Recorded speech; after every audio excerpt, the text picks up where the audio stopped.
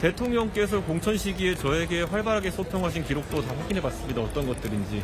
대통령께서 특정 시장 공천을 어떻게 해달라고 하신 적도 있고, 그리고 또 서울의 어떤 구청장 공천을 주는 게 좋지 않냐 이런 말씀하신 것도 있고. 너무 좀 갑작스럽네요. 굉장히 시기가 공교롭다. 제가 봤을 때는 제가 뭐 현행범도 아니고 네. 그런 상황에서 이렇게 뭐 급작스럽게 진행할 필요가 있느냐. 오해 살 일을 안 했으면 좋겠어, 특검이. 특검 입장에서는 아마 윤석열 대통령이 뭐 윤상현 대통령과 어떤 얘기를 했는지, 예. 저랑 무슨 얘기를 했는지 이런 걸 궁금해 할 텐데, 지난번에 제가 11월 달인가요, 작년에? 그때도 이미 검찰 측에 얘기했거든요. 아무래도 수사 주체가 바뀌다 보니까 네. 여기도 또 확인할 게 있나 이런 걸 생각합니다.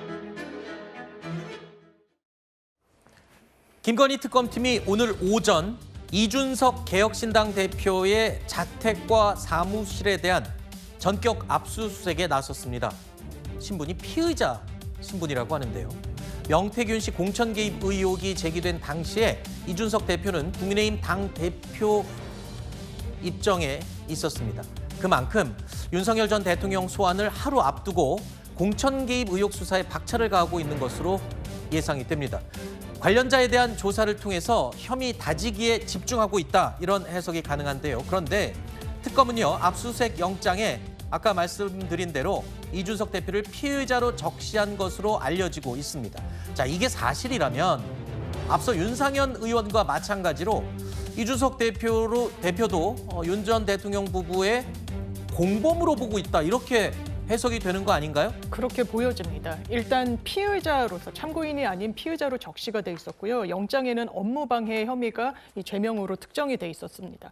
이런 부분과 관련해서는 공천 개입을 했다는 그 대통령의 육성, 김건희 여사의 육성이 있습니다. 당에 내가 김영선이를 해주라고 했는데 말을 안 듣네. 그런데 결론은 어떻게 됐습니까? 김영선 전 의원이 이 재보궐선거 내 공천을 받게 됐죠. 국민의힘으로서는 사실 출마만 하면 당선이 그냥 보장이 되는 지역이었습니다. 거기에 대해서 김건희 여사의 육성도 나왔었죠.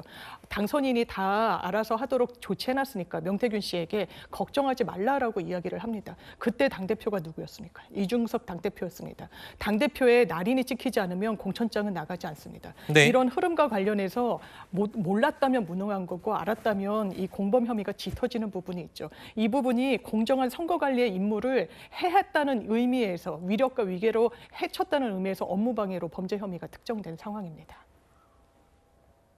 그런데요, 바로 오늘 오전에 이제 압수수색이 진행이 됐는데 바로 어제가 무슨 날이었는지 여러분 아시죠? 이준석 대표가 개혁신당의 대표로 당선된 날입니다. 그러니까 꽃다발 받고 축하받고 개혁신당의 당 대표로 어제 당선됐는데 단 하루 만에 다음 날 압수수색이 이루어진 겁니다.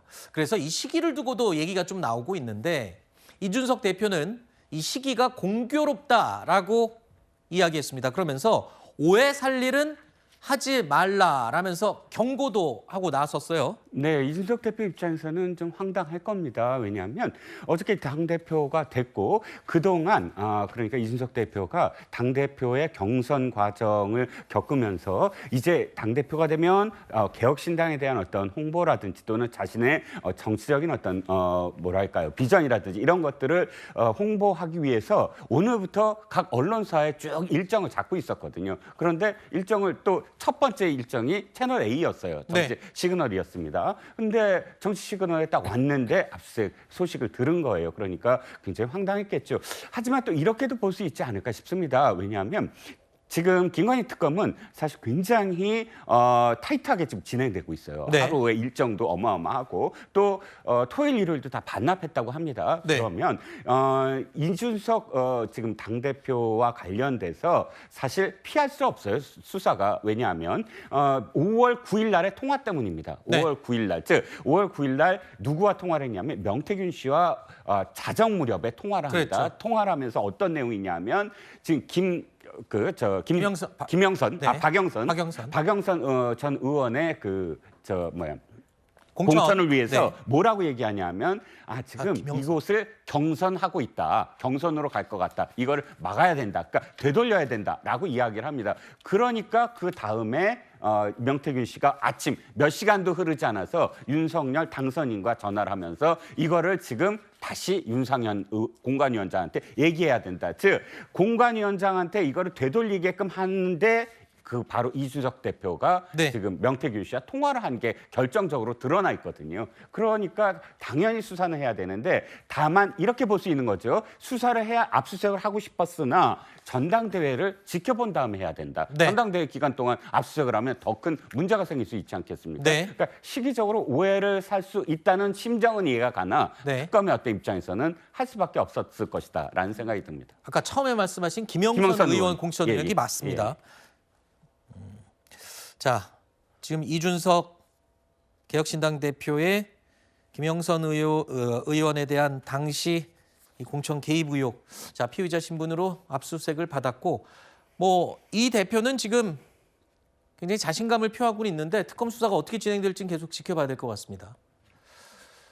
자, 김건희 특검 이야기 계속 해보겠습니다. 지난 금요일이었죠. 25일 김 여사 일가에 대한 오빠와 친정 엄마에 대한 이 압수수색이 이루어졌었는데, 자, 김 여사 오빠 장모 자택을 압수수색하면서 의외의 물건이 발견이 됐습니다. 그러니까 김 여사 오빠의 장모, 조금 의외의 장소인 거죠. 이 김건희 여사와 관련된 목걸이가 발견이 된 겁니다. 지난 2022년 나토 순방 당시에 착용했던 목걸이가 아니냐, 이런 지금 추측이 나오고 있는데, 당시 목걸이가 재산신고 목록에 누락된 점이 당시에 논란이 됐던 사실이 있었죠. 김건희 여사가 나토 순방 때 착용했었던 목걸이랑 팔찌가 고가다 아니다 뭐 이런 기사가 나왔었던 걸 봤습니다. 재산 신고 보니까 보석류는 하나도 신고를 안 했더라고요. 혹시 그거 확인해 보셨습니까? 저희 총무비서관실에서 부품 신고했는지 그 부분에 대해서는 검증을 하지 않습니다. 근데 왜 하필 김진우 씨 장모 집에서 이 목걸이가 발견된 걸까요? 그간 이 목걸이에 대한 김건희의 말이 너무나 자주 바뀌어서 좀 애매한데요. 아마 이런 거짓말과 변명을 뒷받침하기 위한 연막 작전이 아닌지 좀 의심스럽습니다. 해외 순방 때 착용했던 6천만 원짜리 목걸이가 왜 본인 오빠의 장모 집에서 나옵니까? 이 목걸이를 일부러 감췄다면 이는 명백한 증거 인멸입니다. 자, 김건희 여사 측은 일단 당시 순방 당시에 착용했던 이 목걸이가 모조품이었다라는 입장을 밝힌 것으로 알려지고 있습니다. 하지만 여권에서는 이런 해명이 설득력이 많이 떨어진다라고 보고 있습니다. 왜냐하면 여러 번 그 해명이 내용이 바뀌었기 때문이죠. 또 특히 오빠의 장모 집에서 목걸이가 발견된 것도 굉장히 석연치 않은 부분이라고 합니다. 왜냐하면 너무 의외의 장소에서 이 목걸이가 발견이 됐고, 그리고 모조품이라는 이 해명은 사실 마지막으로 나온 해명이고, 그 전에 빌린 거였다, 사실은 뭐 싸게 준 거다, 뭐 여러 가지 변명들이 있었잖아요. 네, 그러니까 그 해명 내용을 있는 그대로 믿기가 어려운 겁니다. 애초에 나토 순방 때 굉장히 고가의 명품 목걸이를 착용을 하고 나왔어요.